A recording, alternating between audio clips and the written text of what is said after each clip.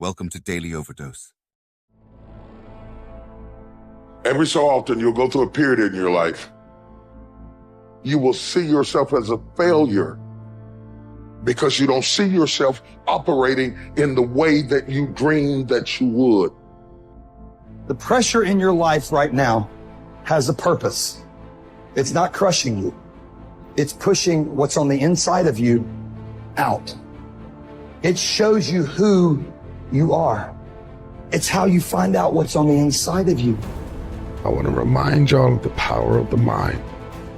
You can think your way into stress. You can think your way into misery, frustration. But if you change your mind, it'll change your life. You just have to decide in your mind what you want it to be. You just have to wake up. You just have to break that negative spirit. You have to break through. There is nothing more practical than developing a vision. It's not some pie in the sky exercise. It's without a vision, you're chaotic and fragmented and hopeless and disappointed, and someone can stop you just by putting up a single obstacle. You're a house divided amongst itself. You have no forward movement. You're not enthusiastic, and that's to be filled with the Spirit of God, by the way. And your life is a sequence of disappointments and frustrations and tragedies, and you're a leaf blowing in the wind. And that is not what you're called to be. That's not what you're called to be. You're called to be a visionary constructor of the paradisal vision. Really, that's who you are. Terrible as that is to apprehend. We already will lose everything we have to lose. Right? We're all in this game, man. So there's, whether you want it to be this way or not, you are betting everything on your life. You don't know what you've got until all hell breaks loose. You don't know what you can take until the pressure is applied to your life. You don't know what you can endure until people stab you in the back and walk away from you. You don't know how much courage you have until you've been under fire and under struggle and under tribulation. Just as nature takes every obstacle, every impediment, and works around it, turns it to its purposes, incorporates it into itself, so too, a rational being can turn each setback into raw material and use it to achieve its goal. You can make anything very tough for yourself, or you can do anything playfully. There is nothing really tough or easy. It is the way people experience it that something becomes very tough or something becomes a joyful process. If you make light of yourself, life will never sit heavy upon your heart. It will be light. But you think too much of yourself, everything will become difficult. Sitting, standing, somebody looked at you like this, so much difficulty, isn't it? Somebody did not look at you, so much difficulty. This is because you have made yourself bigger than what you are. You have ideas about yourself, exaggerated ideas about yourself. If you become too serious about who you are, then everything becomes difficult. If you carry yourself lightly, then everything is with ease.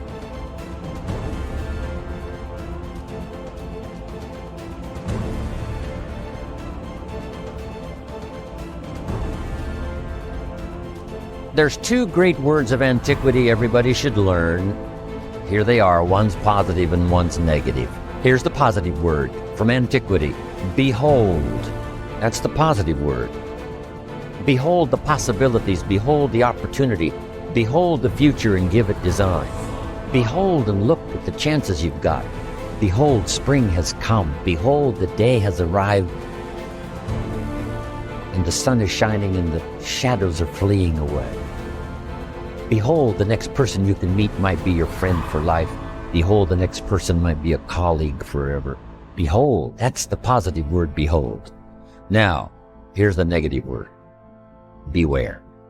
Beware of what you become in pursuit of what you want. Beware. All of our lives we have to deal with behold and beware. When a kid goes to school, it's behold the opportunity and beware the dangers. Behold and beware. So beware of what you become, pursuing what you want. Some things I went for in the very beginning cost me too much. I got so obsessed with some things that I found out later the price was too big to pay. If I would have known better, I never would have paid. But sometimes we learn when? After. So don't become so obsessed with something that you lose your sense of reason, or it costs you your friends. Don't be so obsessed with something that you compromise your virtues and your value. The story says Judas got the money. You say, well, that's a success story. No. It's true, 30 pieces of silver was a sizable sum of money, but it was not a success story. His name was Judas. Doesn't that ring a bell? It makes all the difference in the world. Judas got the money. Here's something interesting about the story of Judas. After he got the money, he was unhappy. Someone says, well, if you had a fortune in your hand, why would you be unhappy? And here's the key. He was not unhappy with the money.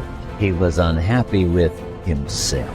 Here's a key phrase. The greatest source of unhappiness is self-unhappiness. It's not from outside the things that make us unhappy.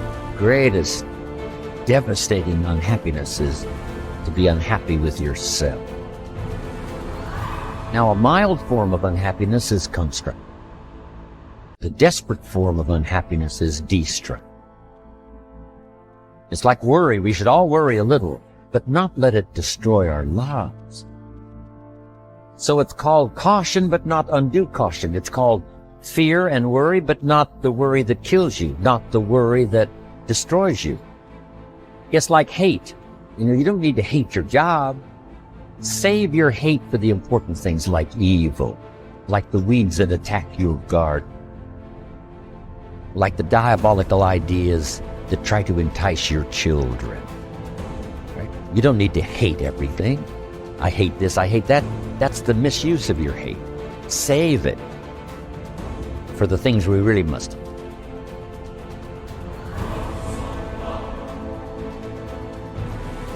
How long are you going to wait before you demand the best for yourself and in no instance bypass the discriminations of reason? You have been given the principles that you ought to endorse, and you have endorsed them. What kind of teacher then are you still waiting for in order to refer your self-improvement to him? You are no longer a boy, but a full-grown man. If you are careless and lazy now and keep putting things off and always deferring the day after which you will attend to yourself, you will not notice that you are making no progress, but you will live and die as someone quite ordinary. From now on, then, resolve to live as a grown-up who is making progress, and make whatever you think best a law that you never set aside. And whenever you encounter anything that is difficult or pleasurable or highly or lowly regarded, remember that the contest is now. You are at the Olympic Games. You cannot wait any longer, and that your progress is wrecked or preserved by a single day in a single event. Success is both a journey and a destination, isn't it? It is both the steady, measured progress toward a goal and the achievement of a goal. Success is an accomplishment, whether it be great or small, and it's an understanding of the potential and power of an entire human life. Success is an awareness of value, and it's the cultivation of value through discipline. It can be tangible or intangible. Success is a process of turning away from something in order to turn toward something else. From no exercise to exercise, from candy to fruit, from not investing to investing. Success is responding to an invitation to change, to grow, to develop, to become, to move up to a better place with a better vantage point. But most of all, success is making your life what you want it to be, considering all the possibilities, considering all the examples. What do you want for your life? That is the big question. Remember, success is not a set of standards from our culture, but rather a collection of personal values, clearly defined and ultimately achieved. Success is your better life for you, the design you give it, the dreams you accomplish. making your life what you want it to be for you, that is success.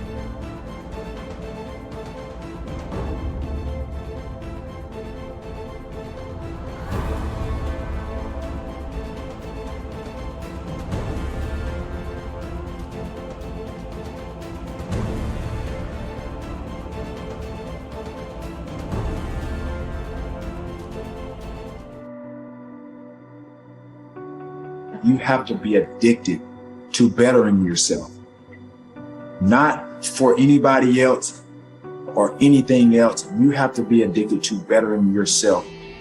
It's a relentless pursuit of greatness. At some point in life, we're all going to struggle.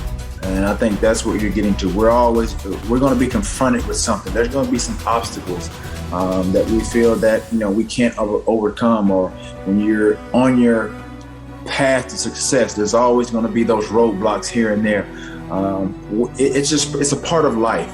And I think that's what's so rewarding when we do achieve what we achieve, is because of those failures, because of those struggles, because of those roadblocks. Those roadblocks can come in different forms.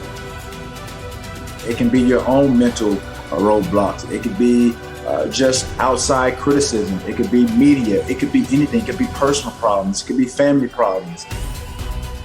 It could be something as simple as you driving, you get a flat tire.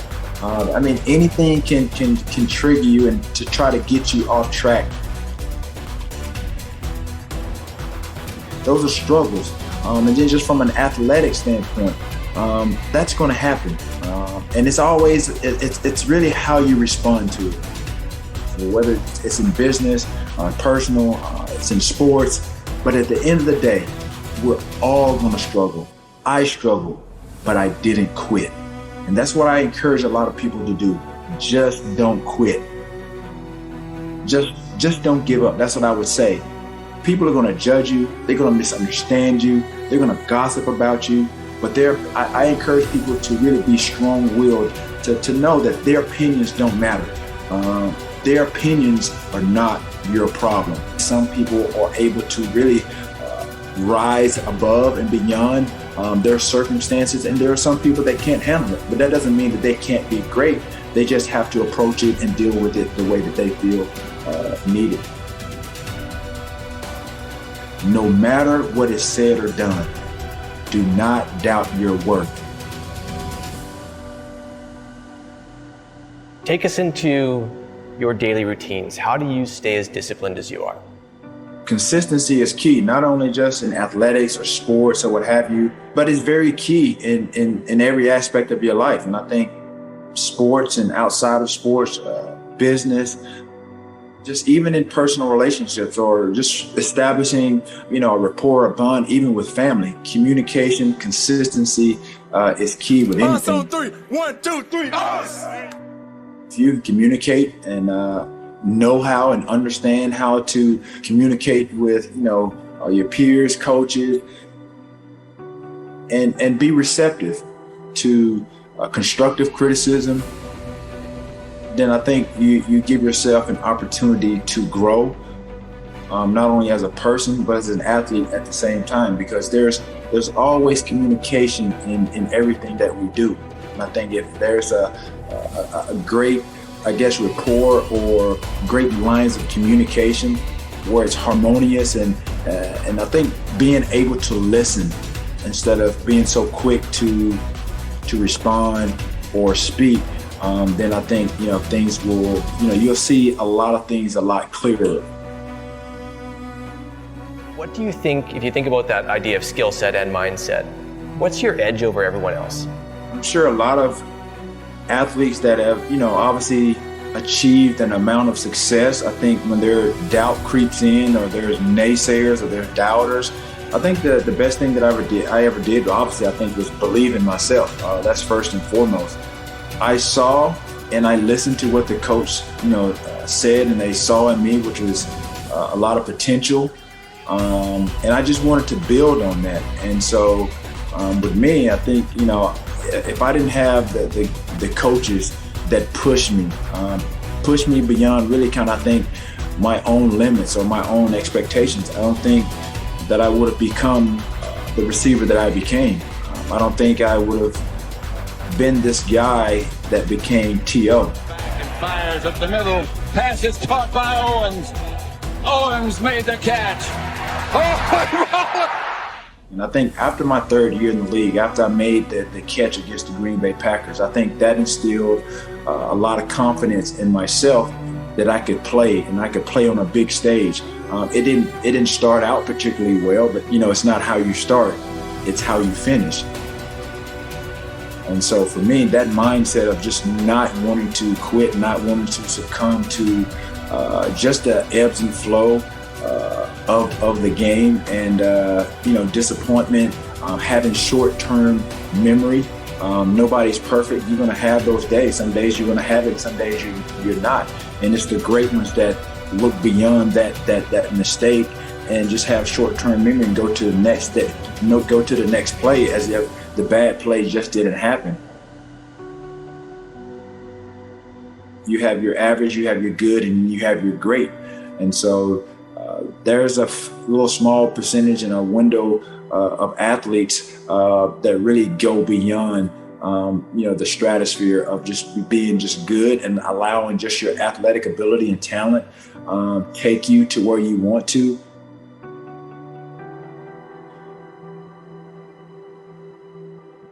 But when you think about some of the great athletes and in so many sports, and I think the perfect examples, I think for me, it's because I love basketball. You think about a lot of these kids, they go from high school to the pros. And obviously, that's not the case now. You have to go 1 year. But just think about the kids that go from high school to the pros. You think about your Kevin Garnett. You think about your Kobe Bryants, your LeBron James, Michael Jordan. He's one of the greatest.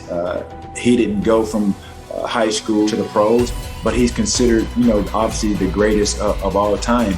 But when you think about what Michael Jordan did as setting the blueprint, especially for a guy like Kobe, who was at that point when he was alive, he was a living carbon copy of one of the greatest basketball players of all time. You think about what LeBron has done. He lived up to the expectations, lived up to the potential in which a lot of scouts and owners and GMs pegged him as. And so that's why you look at Steph Curry. That's why you see these guys, they enhance upon their abilities and their potential. You look at scouts and how they grade or evaluate talent. Sometimes these scouts are way off base. If you go back and look at some of the scouting reports of a guy like Steph Curry, who's small frame, another guy, Kevin Durant, they said these guys were not going to make it in the league. It was going to be tough. But these are some of the guys that are, they're lighting it up every night, making it to beyond the expectations of, the playoffs, getting to the finals. Look at what Kevin Durant has done, even after the Achilles injury. Not to mention, one of the greatest, basketball players, in LeBron James. Look at what Michael Jordan did.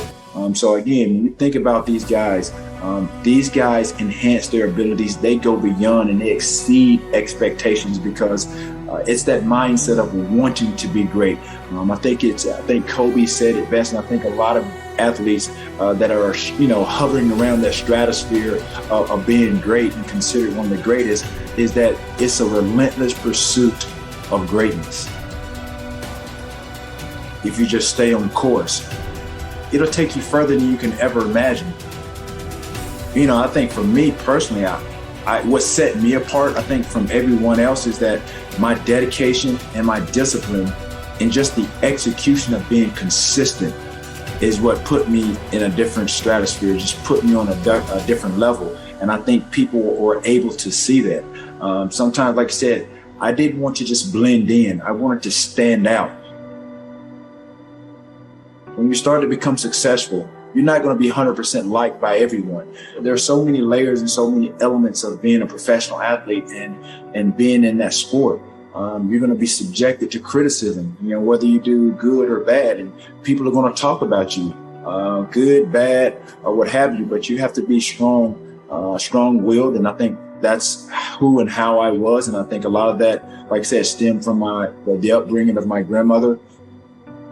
But at the end of the day, I think an athlete, again, to get to where you want to be and the process in which it takes to get there, you have to be addicted to bettering yourself.